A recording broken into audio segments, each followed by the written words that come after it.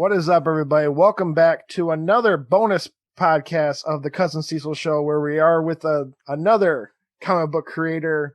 And this one, in fact, is very more awesome in my eyes because doing some research on the gentleman that's with me, he has a new comic coming out through Behemoth Comics for English. But I noticed that this comic's already out in Spanish. He's from Argentina. But I'd like everyone to meet Damian, Connelly. How you doing today, sir? Hi, Mike. Thank you very much for inviting me. Yeah, also I didn't even say the title. Cool. Yeah, it's obviously you have a new comic coming out today because obviously we're gonna put this out on Wednesday. In the U.S. It's actually Damian Connelly's "You Promised Me Darkness." That's right. Yes. It is just so people can know. If you want to describe it because I know it's just 4 issues, correct? Do you want to do a quick little synopsis of what the story's about? And we'll get more into you and all that fun jazz too. Yes. I can hear you a little far away, but I think I understand the question. This is a story about people with powers, not a typical one. They are connected to the Halley Comet.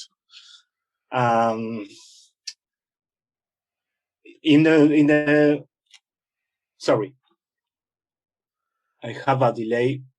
And I hear the things later.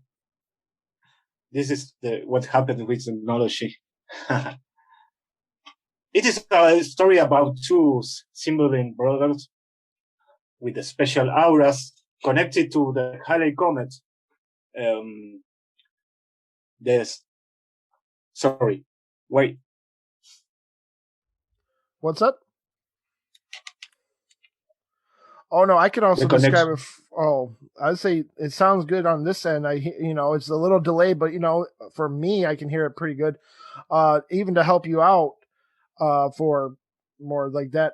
No, you kind of tiptoed around it, but yes, you made a comic book that is the story is kind of about all these people are getting powers every 75 years with when Halley's Comet crosses the Earth through its travels. Yes, but every power have a little thing with them. They are like cursed. We have two characters. They are Zuko and Sebastian. That they have 2 powers that they cause them trouble. Sebastian can control the fire, and Yuko can control darkness. Yeah, no, to also touch base what you just said. Yes, they're like I got more to say. Also, thank you. You let me get to read the first issue through a little preview thing, and I more so that the listeners, you sir have a very interesting art style that, without obviously taking any words out your mouth, you have a very unique style, and also how you did the story.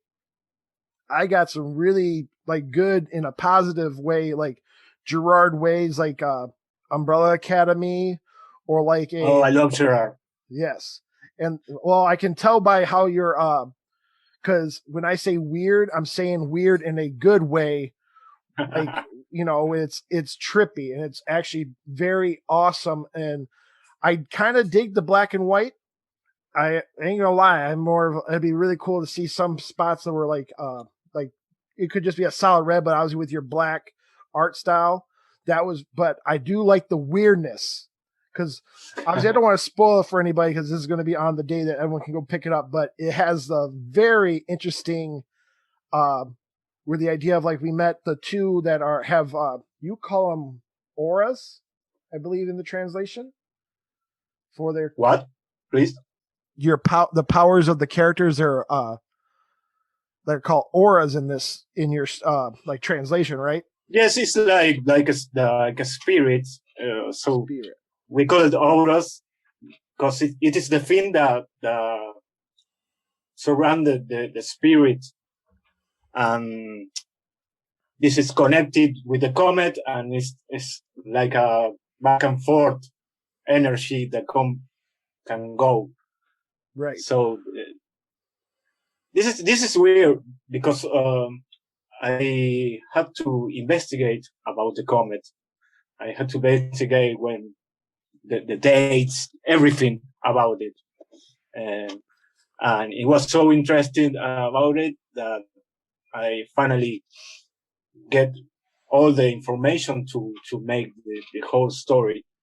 And there is a lot of thing more. There is a lot of character more. There is a lot of strange powers, weird things, like you said before. And there is a bad guy, obviously. Yes. Always it's a bad guy.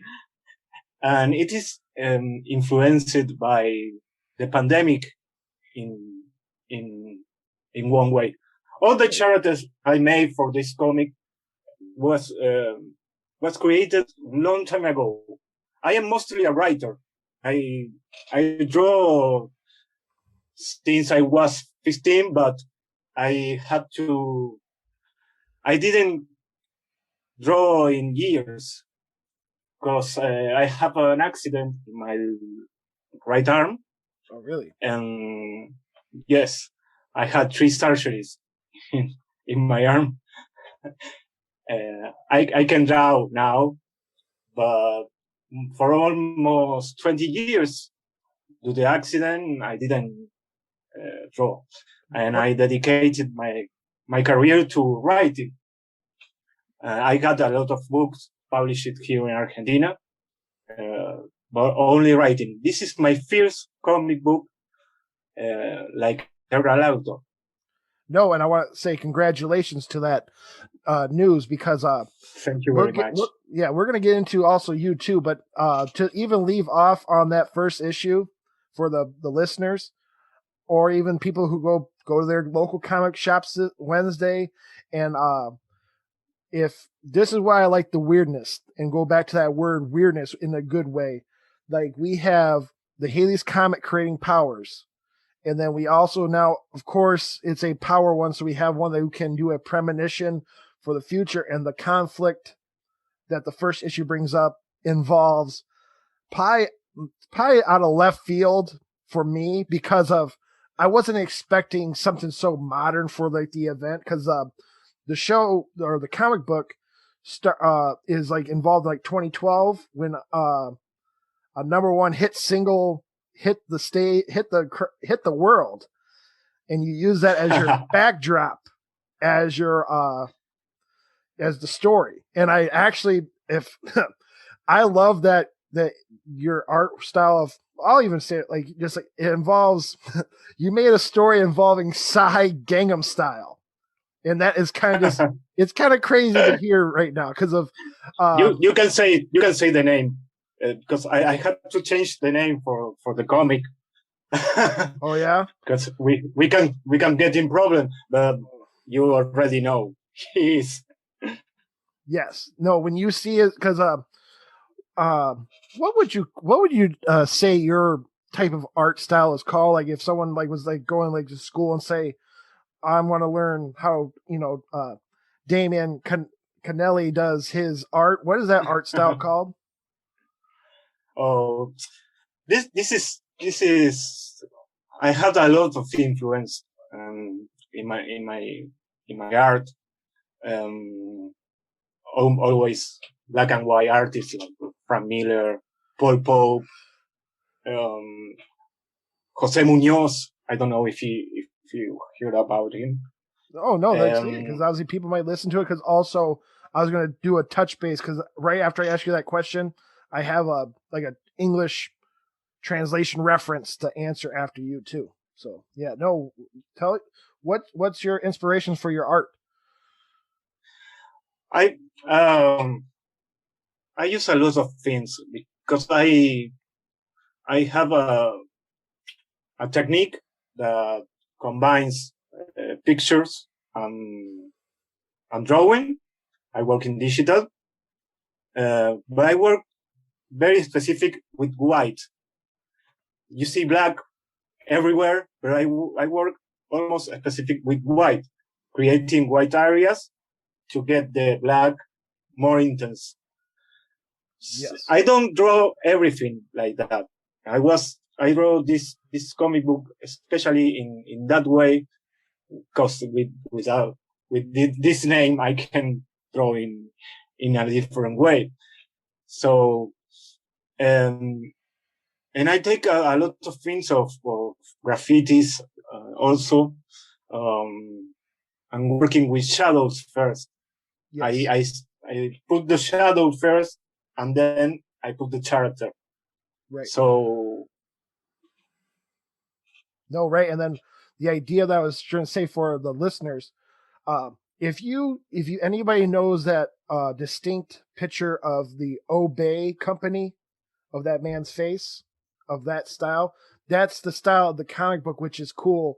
So, which I want to just more say, if I could get like a still of your size, even with the top of the, like, you kind of did the dance in like a, a horizontal just stretched out, but then have those three cutouts of to make his face, that would be really cool. And that was I was just like, okay, this is getting weird, because I was even thinking that's pretty amazing.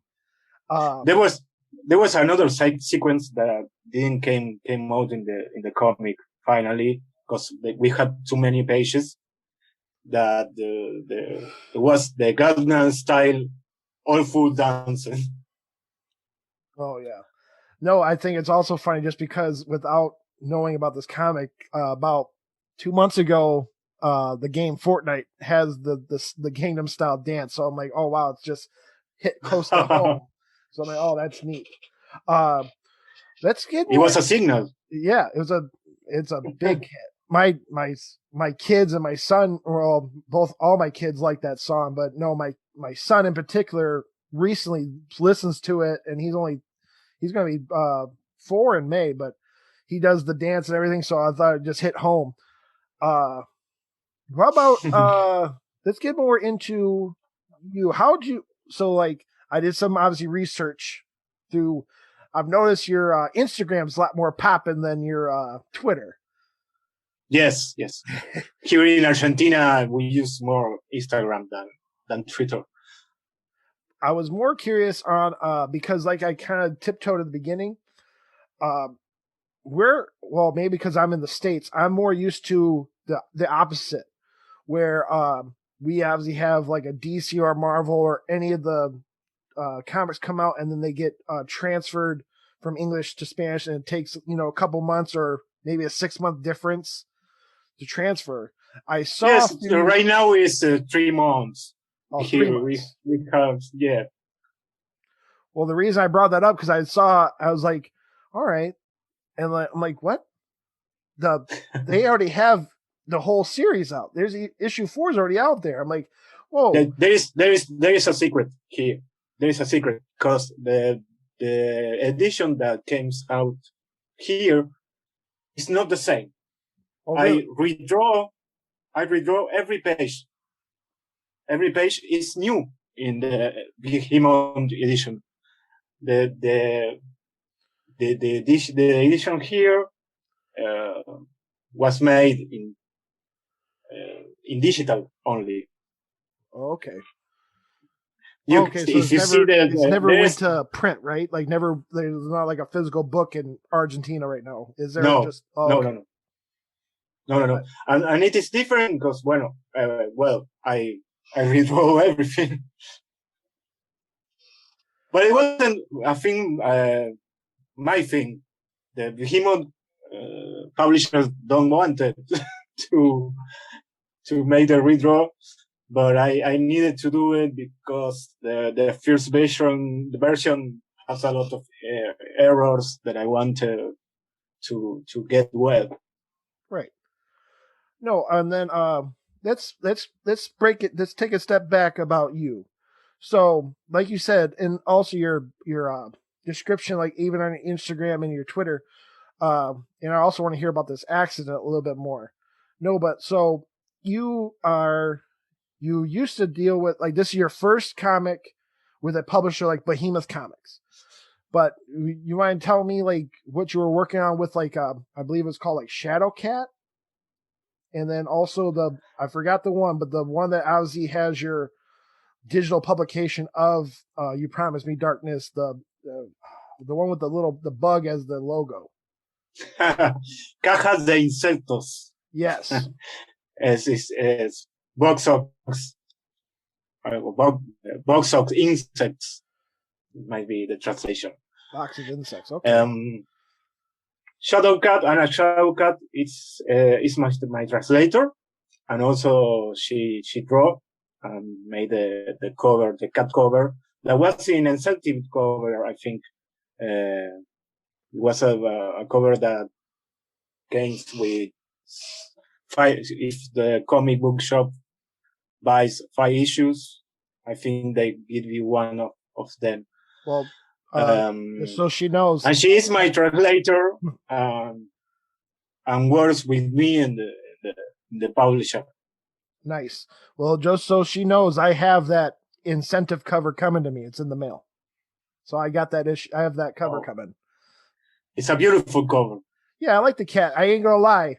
Maybe because it's just me being a dude. I didn't know that you have there's a topless cover that's available. I didn't know that because I just went through the Behemoth straight store. They didn't have the variant F of issue 1, which is that really cool, like obviously different characterization of the girl with the tentacles, and obviously her. Yes, Cordelia. Yes. I wish I had that cover, but I did get the incentive. I want to investigate if you can get one. Oh, really? Cool. Let me investigate. Investigate you will. All right. No, but okay. So what? So obviously it sounds like you probably grew up drawing all the time, but no, actually no. You had 20 years of an accident. So what's the accident that happened? Oh, it was soccer. Soccer. Okay. Accident. Yes, soccer. We play a lot of soccer here. And I have when I was young, I have two different ways. One is soccer or drawing. I prefer soccer, but I finished drawing. Yeah. Last time I checked, and also, I might be American, but you could have said football if you just wanted to say football. Football. But yeah, no, I know that obviously drawing doesn't take so much stamina, so obviously I can see why that was also a good fallback if soccer never worked out. No. Well, but I got a lot of problems with my arm because the surgery was too heavy. I get another fracture like 10 years ago. So I got 3 surgeries. Yes, I can move the arm in the right way. I don't know how to explain it, but my arm is always in the position of drawing. Always in the position I can get a pain of drawing. Oh, drawing. Okay, so it's always like drawing. Like ready to always bent, I guess. Like if you're talking about like that, I'm more. So you had a very bad fracture when you were growing up, and then 10 years later another fracture. Yes. Woo. Like that. in that moment, I never gonna quit comics, so I started to write, and I write like 20 graphic novels here. Behemoth published another graphic novel that is the strange disappearance of Barnabas Jones. Okay. That I write. It was in January. It came out. Oh, okay. No, and then well, so you started writing. Was it? We'll even say as a little kid. What were some of your? Did you? I was assuming did you read comics growing up to obviously have that thrill to start writing and then think about doing graphic novels as writing?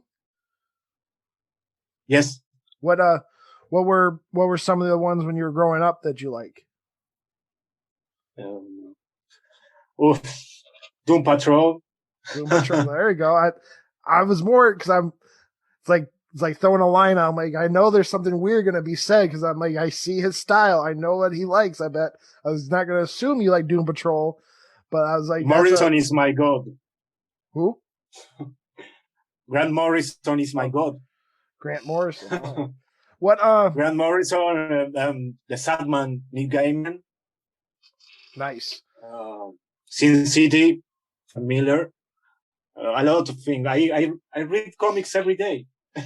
No, I'm starting to now, which is a lot more than I got a chance to because of I was with kids. But no, I've been picking them up little bit by little, and I've been the indie section has been actually what's been pushing me each week more than even just these the capes and mainstream comics too. So that's why again it's cool to get you on here. What about I guess how did Behemoth find you in this comic? Just through, you know what I mean? How did that happen? Well, it's not a strange story. Nathan, the publisher, find me in Facebook. Oh, really? Facebook. He sent me a message. I want to know about your books. I want to know about your comics. In the first time, they thought that I was just writing. They didn't know that I was an artist too. But they contact me because all my writing projects not about You Promised Me Darkness, but when they saw You Promised Me Darkness, I tell them, well, I am an artist too. Oh, you can publish me. you were like the perfect double-edged sword. They were looking for a writer, and they found that you can draw pretty good too. Thank you. Yes, no, it was a surprise for me because we have the last year was so difficult here with the pandemic and everything. One day to another, they appear and tell me, I want to publish this. And when it happens, we saw 30,000 copies, and I was like, wow, it is crazy. Yeah, I was gonna. So like, they found you during the pandemic. They found you. Yes. Okay. Yes. Last year. And then obviously, judging by, I don't know about the political environment of Argentina, but I was like, you said it was rough there. Like, how was it like rough because of just the pandemic itself? Does it involve social problems in Argentina, like to make it more difficult, or was it kind of just more like you guys were maybe doing like a lot more heavier lockdowns or something? Yes, everything. We have a serious condition here, and we are going to lockdown again. Oh, really? We had we have a new wave of COVID in the streets. It is difficult. But well, I live inside working, so I don't see much people, but there is people that they are going to work, and everything is going bad in economics. So let's see what happens. Well, I mean, yeah, I mean, I hope for the best for Argentina and even you, but I mean, for uh, a silver lining of seeing to like you just brought up, it's really cool that they found you during the pandemic, and like they found just it, kind of like how lightning strikes. It could have happened twice. They found you as a drawer, the author, and even you get to put under your belt that you already sold 30,000 of the issue. So that's awesome. Congrats too. Thank you. It was amazing because I didn't. It wasn't my goal. My goal was publish there and sell the copies that we sell and nothing else. Well, yeah, of course. That's the best. That's the best mindset to have, because you clearly also, because like I know you said you redid it, but the idea of the book was already like you got that pressure off. Like I already published it in Spanish, but then you obviously had another person come find you. That boosts your confidence of that idea. Then boom, then also it's doing well. That's also good. Yes. Too. Yes, and also the covers. There were too many covers for this issue. That was surprising me too, because it is not usual here in Argentina. We don't have an industry, obviously. Right. We don't have an issue industry, because we are publishing books, graphic novels, or series of books, but no issue market. Like, so in Argentina, like it's very, very few and far between for physical copies. You guys just do a lot more digital. Yes. Okay. And then I was catching that on because if anybody who listens, of course, go check out Damian's Instagram, because he's also, it's a perk about Instagram for us. I could hit translate so I can read his little bio, and then you have to just switch it back so you can use the links, and you can go find I don't want to say like the Box of Insect publisher that we're talking about, and just see the the idea of like the world's big. There's people making these new IPs that could happen. Something could, like in particular for you, like obviously it's hitting the States. Something might happen. Who knows? But obviously, it's just cool to have it now also probably a physical book for you too, to have under your belt too. Yes, there is a lot of creators here. There is a lot of. I will say that too. Those Instagrams, the Shadow Cat, or even the one that we just said, there's some really nice art on those Instagrams. So yeah, everyone should go check them out. And of course, give Damian some Twitter followers too. Poor fellow, he actually has a published book, and I got more followers than him. I got nothing. But I didn't use Twitter since the last month. I was connecting the dots, and then that's how the Cousin Cecil show works. I find you guys with your open DMs so I can send a message, and I strike without you before you guys can say hello.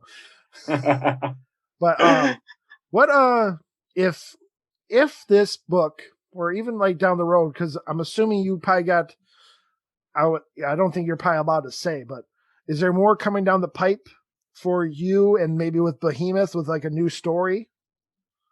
We have confirmed You Promised Me Darkness Volume 2. Oh, before. Yes, we have an spin-off, an spin-off stage too. We have a lot of projects with Behemoth. Yeah. So I can talk about all of them, but I can say that You Promised Me Darkness will have a sequel. Nice. No, that's awesome to hear. Cool. And there is a correction because I forget to say that in everywhere. It says 4 parts, and it's gonna be 5. Oh, it's so Because the volume one final is going to be number, 5. yes, the final issue is in 2 parts. Finally, Okay. it was a mistake of in previews. I don't know who made the mistake. There is no mistake, um, but I want to clarify that. No, that's good. No, that's awesome. Obviously, uh, I don't want to be like that, but like we'll clip it and just so that everyone can hear. It's 5 issues, and then also get in while it's hot because there's a sequel in the works too. That's awesome to hear. Congrats, man. Thank you very much. Is there okay? Because like, what if you got to have any control of any superhero or comic, doesn't have to be a superhero comic, who would you like to have the creativeness for? I don't wanna say Doom Patrol, but my favorite character is Moon Knight. Moon Knight. Oh, okay. So I bet Yes, you're I excited. love Moon Knight and the Question. The Question. Yes, that was the 2 characters I choose. Also, I am a big fan of Chainsaw Bar, The Crow. Okay. Yep. The Crow. That good old classic Brandon Lee movie, and then obviously the comic that it was taken off of. And then what would you real quick of thinking about that? Because I know you did. Did you get to have did you guys have a chance to watch that Doom Patrol off of HBO Max or DC Universe? Yes. Did you like it? Yes, I love it. I love it. Okay, good. Yes. No, I liked it too. I was just more curious. You wouldn't even want to say, because I'm assuming you have anybody in the Doom Patrol series that if you could have control of like one of the Doom Patrol persons to have maybe like even like a 6-issue miniseries, what would you pick? Crazy Shane. You would want Crazy Jane? Yes, it's my favorite character. No, that's awesome. That's cool, man. I like hearing this stuff, man. I like to talk about it. You like to talk about it? Yeah, I bet. Because I give the listeners a view because also like we switched off the cameras, but no, this guy, like I said, he's in that same mindset. He was wearing a Misfit hoodie on right now, and he's I think he's being a little modest. I bet money his brain has like that explosion that can do like a perfect Doom Patrol, or like if anything, guys should go check out You Promised Me Darkness through Behemoth Comics, because like even for he doesn't know this part, but the idea of for English books, if the preview that I got to look at is anything, like there's 38 pages of art. It's not like these more current like mainstream comics where it's like maybe 27 and like with ads. Like it's just pure art of what Damian has made, and it's really cool, and it does give you a better seeing of his personality because he is into the weird, and it's pretty cool weird. There's a without even spoiling it, there's a gentleman who's he has the face of like what we believe are aliens, so like the green man face or the gray man face, but he obviously has been he's like one of the first generations of this Halley's Comet, and he definitely has the mindset of a crazy person. But I did like the part where he is in that Dr. Manhattan style of like clothes are optional of this one part of the story. It was pretty funny. Yes, it is one of my favorite characters in the comic. It's like me talking. That also behind the veil, that also helps because that gentleman's also the narrator of that issue, so that helps. So it does sound like Yes. you talking, like in the sense that you're the one telling the story. And I was curious on also um, when we read when you're saying like there's parts when you use yikes. Uh, how would you want us to interpret that yikes? Because when I read it, I'm like, I know it's like going like this. Oops, sorry, like this idea, like because the guy's It's, Bob and thoughts. it is like when you talk alone. The character is talking. Maybe someone is listening, but someone maybe not. So the character talks along in confidence. So then he says, "Yikes!" Oh, so it is like I wanted to create a character that can work with the reader. The It's like you said before. Yeah, no, like exactly. He's the narrator, and I do not know anything more about him besides he just seems like a cool cat, and he gave consent for the second time you see him when he says, "Hey, you can come in now. I got pants on." Like like that was pretty funny. Yes, I'm it is it had a story obviously behind the I had pants. There's a story. Yes. You're gonna find out in the next issues. Okay, no, cool. I can't say anymore. No, right. Yeah, I don't want again. Yeah, I like to have a nice clean non-editing way, so that when we get done, I don't have to worry about what time of the podcast did he say something that I had to bleep out because he might have went over past a contract or something. Like, oh no, like no, yeah, that's I'm really excited for it, man. And also, just so you know, I I was able because through the behemoth.com, I got the first 3 issues ordered. So whenever they come out, they're coming right to me. So obviously, for you, because you're watching, you'll put the comic up there with the rest of them because like it sounds corny, but like I got like this top panel was like that comic right there, Black Cotton. They were nice enough. They came on the show, and you'll get to be put up there. And then I have another gentleman next week, and I've been more happy to get all these people around the world. Like you're in Argentina. Next week is a gentleman from Australia. So it's really Oh, cool great! to hear the stretch of At, nerdism. at least he knows how to talk in English because Who he's does? Australian. Oh yeah, yes he knows how to speak English. Yes. Yeah. Well, I'll give you that. You're doing pretty good. Obviously I'm pretty good with kind of knowing your what is it called? Your accent. So I got you. You're doing pretty well. Thank you. I'm learning. Hey, this is probably the best way to learn. I don't speak in English with nobody. It is difficult when you don't have practice. I only write in English. In English, I can write very well You only because write in I talk English? with. I no, I write in Spanish.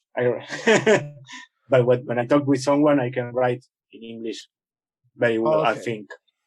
No, I talk all the time with my publishers,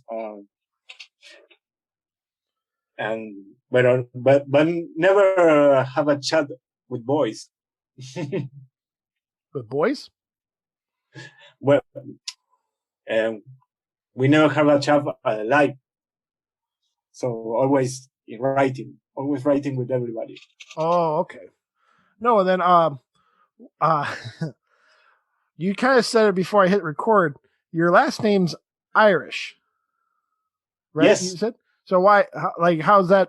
So, how you have an Irish last name? Like, is your so are your? I'm assuming your dad's white and your mom's Argentinian. yes. My grandfather was Irish. Okay. Just curious. My grandfather and my grandmother, they were for Ireland. And the other half of the family is Italian. Because that's the way that's why I talk like this. Oh, well, hey, look at that. You're doing all right, man. No, is there anything else like you want to maybe even like we hit it kind of about the future of You Promise Me Darkness, but no, is there anything for you you want to like, just shout out, or like you said, like I've been trying to say, call out your Instagram, call out your Twitter, or like even like a project you want people to check out. Do you have anything you want to say? Well, I think if you like, well, You Promise Me Darkness, it is in Wednesday. Wednesday. Yep. You'll be gonna... so we're releasing this on Wednesday morning with New Comic Book Day. Yes, and if you like You Promise Me Darkness, you can also find the strange disappearance of Barnabas Jones. It's a graphic novel published by Behemoth with art of Kundo Crunch. If you like You Promise Me, I know you're gonna like that book too. Okay, cool. Say your Instagram and your Twitter, my friend. My Instagram is Damian Connelly. You can find me in both ways, like Damian Connelly. There is no Damian Connelly more than me, I think. There is another. So you can find me like Damian _bajo. Oh, I don't know how to say in English. Don't worry, I'll get you. It's but it's DAMIAN. Is there an underscore for your Instagram? Like yes, it's the same. It's the same user. _bajo. I don't know how to spell it in English. Give me a second. Oh no, you're good, man. Because I wasn't going to say it on the recording. I was going to say you're going to send me those links of even that graphic novel you said, and obviously I'll tag your Instagram on the description of the show. You know what I mean? It's Damian Connelly, Damian _Connelly. There you go. And then the same for Twitter also. Yes, because I'll give you that. There is on Twitter there is a Damian Connelly that is just bunched together with no underscore. That's not you. You gotta get the underscore one. Yes. Yeah. And you can find me in Facebook too. You can find me in Facebook too. But yes. Sometimes we use Facebook. Old people do. Don't be a grandpa, okay? But no, I want to just say thank you. Congrats on 30,000 copies sold already of Damian Connelly's You Promise Me Darkness, issue 1, which comes out today. Thank you very much. And I hope you have a good rest of your evening. And then on that note, like we say all the time on the Cousin Caesar show, be good to each other, and I'll catch you next week. Peace.